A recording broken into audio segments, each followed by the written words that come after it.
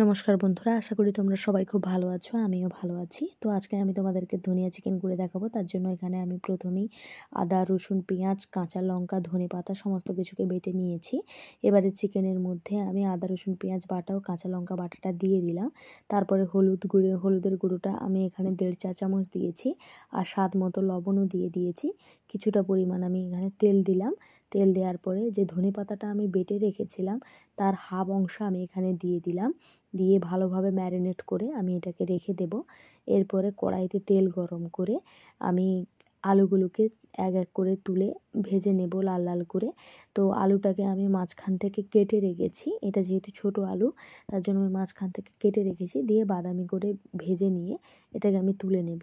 এরপরে ওই কড়াইতে আর কিছুটা পরিমাণ তেল দিয়ে তো পেঁয়াজ আর ক্যাপসিকামগুলোকে ভালোভাবে আমি এখানে ভেজে নিয়েছি। ভেজে নেওয়ার পরে ম্যারিনেট করা চিকেনটা দিয়ে দিলাম। সেটাকেও কিছুক্ষণ কষিয়ে নিয়েছি। কষিয়ে নেওয়ার পরে ভেজে রাখা আলুগুলোকে দিয়ে ভালোভাবে মিশিয়ে নিলাম। ভালোভাবে মেশানো হয়ে গেলে আমি এখানে লাল লঙ্কার গুঁড়ো 1 চা চামচ দিয়ে দিলাম।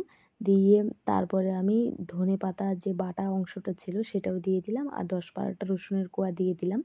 ভালোভাবে নেড়ে নেব। এবারে ভালোভাবে নাড়া হয়ে গেলে মশলা বাটা জলটাকে আমি এর মধ্যে অ্যাড করে দেব। এবার একটু ফুটিয়ে নিলেই ব্যাস তৈরি আমাদের ধনিয়া চিকেন। এটি কিন্তু শীতের দুপুরে জমে যাবে। অবশ্যই আপনারা ট্রাই করে কমেন্টে জানাবেন।